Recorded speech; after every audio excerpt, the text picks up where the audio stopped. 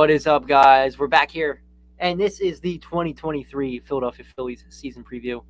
We're about an hour and a half from game time. Decide, you know what? Let's go do a preview right now. The Phillies are coming off a National League pennant last year, kind of an unexpected one. I don't think a lot of people thought that they were going to be where they were at the end of the year, especially since they had to fire their manager halfway through the year. And Rob Thompson came in here and was absolutely tremendous. Probably the best manager that they could have gotten. So he's back here again. And this will be his first full year with the Philadelphia Phillies. Oh, and we signed Trey Turner. So it should be an absolutely tremendous night. Yes, sir, Eric. Welcome in. It should be a tremendous season. I'm excited for this to come on through. What's up, TikTok? We're live on my YouTube as well. But yeah, you look at the first week of the season, it's not easy. It's not easy. You got the Texas Rangers this weekend, who we don't know what they are. I think the Rangers are probably a playoff team. I think they're going to be a pretty good team this year.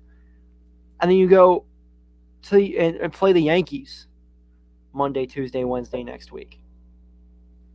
That's going to be difficult. Those games are going to be difficult.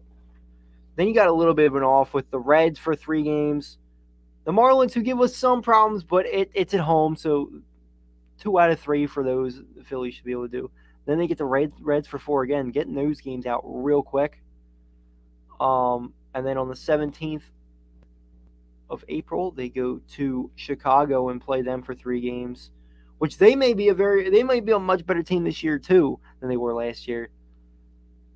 Then you got the Rockies, who they suck, so they should handle that out. But then you finish off the month with playing the Mariners and then going for the World Series rematch against the Astros for, I believe is it 3 or 4 games? For 3 games. Then they got to go to play the Dodgers next. So not a real easy start of the year for the Phillies. But, hey, this is what they got to do. They just got to win series. If they can play and just win 2 out of 3 and win 3 out of 4, I'm not really worried about sweeping series. Just win the series. So I'm excited. I still think you look at the Phillies lineup top to bottom, they're still fine. Obviously, add Hoskins and Harper in there, and it's the best lineup in baseball, but those are 2 very good players that you lose. But the lineup today, which I can pull up on the screen for you guys right now, it's an interesting one for sure. It is a very interesting lineup. I like things about it, and there's things I don't like about it. So let's see if it'll let me share the screen here. Present. Share screen. There we go. So, they got Turner batting first at shortstop. That's obviously not that big of a surprise. Schwarber batting 2. Not that big of a surprise. Realmuto batting 3. Hall in the cleanup spot. And here's where I would differ a little bit. Castellanos has struggled mightily. I would switch Castellanos and Bohm here. Because the way I see it is Castellanos is an automatic out. The way he's been an automatic out. Stott, I love Bryson to death, but he's been an automatic out in spring training. Obviously, it's just spring training. Hopefully, they pick it up. You got Bohm there, who's been good, very good in spring, and I think he's going to continue to be a very good hitter. And that's why I almost rather him up at that 5 spot, or even move him up to the 3 spot, move Realmuto down to cleanup, or the 5 spot. That's how I would do things. Jake Cave in left field. We'll see with Pache on his way if he's going to play there. But it makes sense you're putting Cave in left field, who's a better fielder than Schwarber. Just makes sense to do. And I would assume that Cave will play a lot of right field too, and they'll have Castellanos DH with Bryce Harper being out for a while. And then in center field, got Brandon Marsh. We'll see what he is. Obviously, he's got a guy on his back now with Pache coming in here. And Pache, we'll see what he is. He couldn't hit previously. hit pretty well in spring training. He was a top prospect, kind of similar to Marsh in a sense. Marsh hit a little bit more than Pache did, but I mean that elite defense there, you can at least always have him off the bench and be okay if you need a fielder. So I like that move there. Um, it's a decent lineup. It was interesting that they're starting Nola for the first game of the year and not Wheeler. And I wonder why that is. Maybe they're thinking, okay, they're not going to beat DeGrom anyway. We'll throw Nola out there instead of Wheeler. Or maybe it's just a thank you for being here all this time, Nola. Is this your last time? Because they still got to re-sign him, and I'm not 100% sure that they're going to re-sign him. I would like them to re-sign him, but he's going to be a lot of money. Yeah, guys, we'll get right into what the Phillies are going to do this year on my YouTube if you'd like. We're getting right to that soon.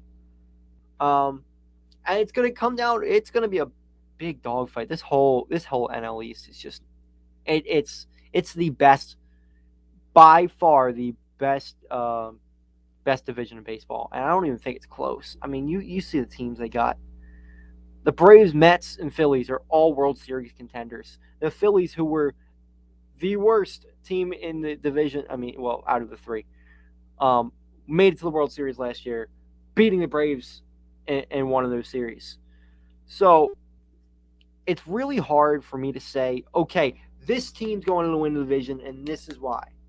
Because I think it's going to be so close. Like, it's going to be within a couple games, all three of them.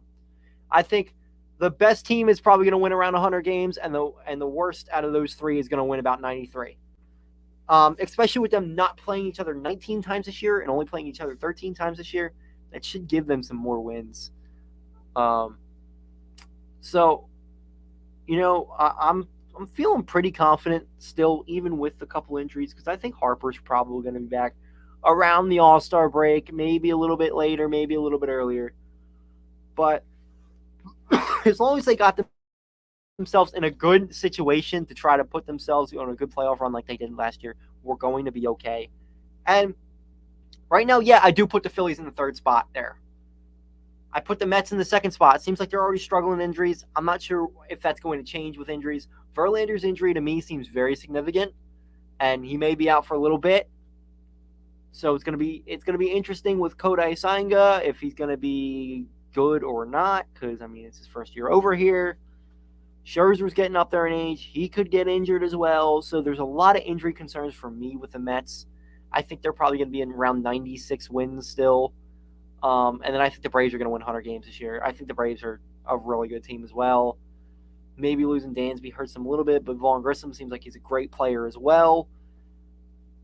It's going to be such a close division, and I'm not even trying to like bash the Mets on that, putting them in second place, because 96 wins is still done, and to me it doesn't matter as long as you get into the playoffs. You could do damage. We saw it with the Phillies last year. They won 87 games and still made it to the World Series. I think it's going to be kind of similar to that, and don't count out the Marlins. The Marlins could somehow. I don't think the Marlins are going to be in third place. In the division, but they could. They still got some talent on that team, and Sandy Alcantara is a stud. We know that. Obviously, he can't carry that pitching staff all by himself, but Sixto Sanchez comes out and starts pitching really well and stays healthy.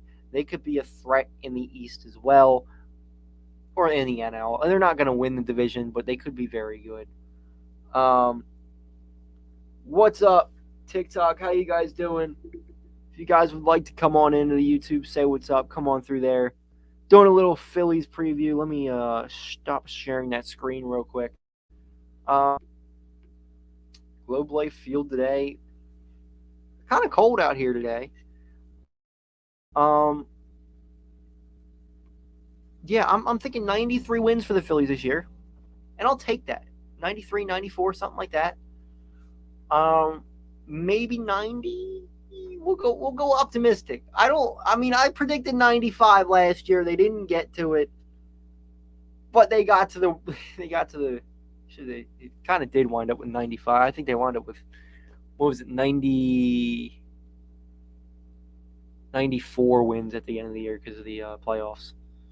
But yeah, Apparently, we lost our starting catcher. I'm really hoping that didn't happen. I don't know if TikTok is messing with me or not. So let me check. Let me check to make sure that's not true and Real Muto didn't just all of a sudden get hurt. No, I don't think that's true. Let's see. Because Real Muto is still in the lineup. Yeah, yeah. Real Muto is still in the lineup. He's not hurt. So they're fine. This is why you can't trust TikTok. Don't trust TikTok. But I'm real excited still. Hoping you guys are as well. Drop a like and subscribe if you haven't yet. Let's go through the keys to the Phillies this year. Yes, the starting rotation's a little banged up right now, and that's a little bit of worry for me too. Ranger Suarez being out till at least late April, concerning to me. We don't know when Andrew Painter is going to come back. If Andrew Painter is going to pitch this year with the Phillies, he's going to pitch this year. It's just probably not going to be with the Phillies. They should nurse him along as much as possible and let him develop through the minors. I'm not too concerned about that starting rotation, but if Taijuan Walker starts to have some stinkers, they may be in some trouble there. They really need Taijuan Walker to be a solid third starter for this team, maybe even a fourth starter, depending on when he comes back, when Ranger comes back. The fifth starter, Bailey Falter, just needs to get by. He has a 4.5 ERA. I think they're all right with that. They just need to score runs. And that's what this Phillies lineup was built to do, and score runs. You got Trey Turner here now. Score some runs. Play some better defense than you did last year. And you're looking at the playoff berth at that point. The talent on this team is insane. I just need to get rid of that injury bug. Obviously, Rhys Hoskins is done for the year. But right now, that seems like the only guy who's done for the year. It's a long season, and they could still replace Rhys Hoskins. They could still go and trade for somebody. A distressed team may wind up trading you, I don't know, Christian Walker. That's who I want, but that would be a good fit here for the Phillies. It might take too much, but they may have to go and acquire a starting pitcher. Hopefully, Abel or McGarry starts to produce a little bit there down in the minors. But I'm excited for Wheeler and Nola again this year. Two of the best pitchers in baseball. Nola fell apart there a little bit at the end of the year during the World Series. So did Wheeler, but late season. And we'll see if there's any fatigue from that World Series. That could be a thing as well. I mean, we saw why. I think that's part of the reason Ranger Suarez is hurt, because they had a really late offseason. So, yeah, I'm intrigued up and down this lineup. It's very intriguing to me to see how they're going to do. There's a couple guys, in my opinion, that need to step up and step up pretty well. Brandon Marsh towards the end of last year was good. If he can continue that, batting 265, 280, something like that, that's what I like. He doesn't need to do too much there. He needs to continue to play good defense out in center field. And the second guy, to me, that needs to step up is Bryson Stott. He can't be batting 200 anymore. I love the kid. He can play good defense, but he needs to get that batting average up, and he could really hit. And that's what's tough for me is I saw him in Reading. He could tear the cover off the ball. Maybe it's just a little bit of getting comfortable. The absolutely massive one, of course, we all know it, is Nick Castellanos. I'm a little less concerned about Stott and Marsh because they're not getting paid anything. Like they're not on rookie deals, but they're still going through arbitration and all that stuff. We're paying Castellanos $25 million a year. He needs to start producing. He needs to start hitting well. He needs to start hitting home runs. If he gets less than 20 home runs this year and bats less than 265, they have a massive problem out there. And I'm not asking for him to come out and do what he did 2 years ago and bat 315 and hit 35 home runs, because I know that's probably not realistic for him. But if he can hit 25 and bat 280, that would be really solid in the absence of Bryce Harper and string us along to a much better place. So yeah. What's up, TikTok? We're live on my YouTube. If you guys want to come on through over there, um, yeah. If Castellanos hits 15 home runs, they have a real problem there. That's going to be a real problem. And I think he hit. Did he hit more than that? No, he hit 13 last year. That's going to be a real problem if he only hits 15 home runs this year. And they're probably going to have to replace him somehow. Which way, I don't know, because they don't really have much down in the minors. You got Johan Rojas, who's kind of close. He's in Double-A, but he's not a plus hitter right now either. He's a really good defender, but he's not a plus hitter. Where are you going to get this plus hitter from? Because they don't have that in the minors. You're going to have to trade for one or sign one in the offseason next year. So I'll hope. I definitely hope that Castellanos improves a lot from what he was last year. But if he's not, they're going to have some problems. And their record may be a little bit worse then. I'm not saying Castellanos has to carry the team. It can't be an automatic out like he was last year. He can't be swinging at sliders in the dirt. Am I going to any games? I will be going to at least 54 games. Well, I have a 53 game package from the Phillies. Probably won't go to every single one of those because, I mean, there's things that pop up every day. So I'll be going to a ton of Phillies games. I'm going my first game, I know for sure. I'm going April 5th.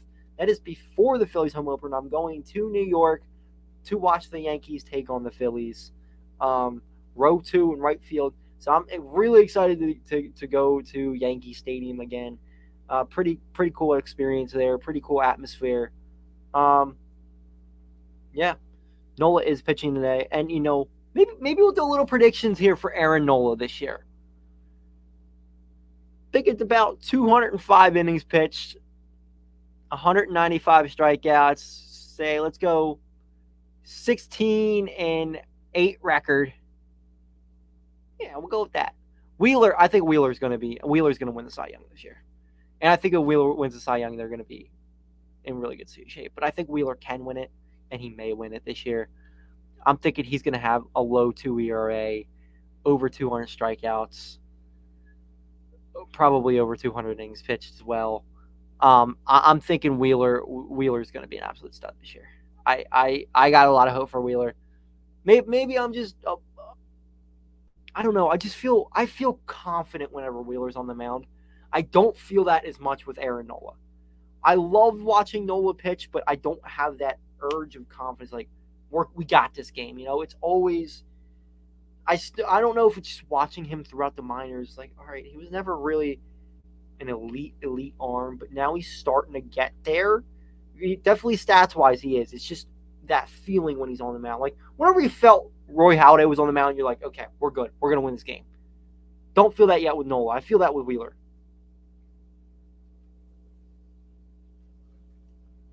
All right, guys. We're going to end this YouTube stream off. Thank you guys, everybody who came on here. I will be live again at 4 o'clock today for the Phillies taking on the Rangers. I don't know why I said Tigers. But yeah, I'll see you guys over there. Thank you guys tuning in. Like and share this stream if you haven't already. Subscribe, whatever. Do all those things. Cahtah.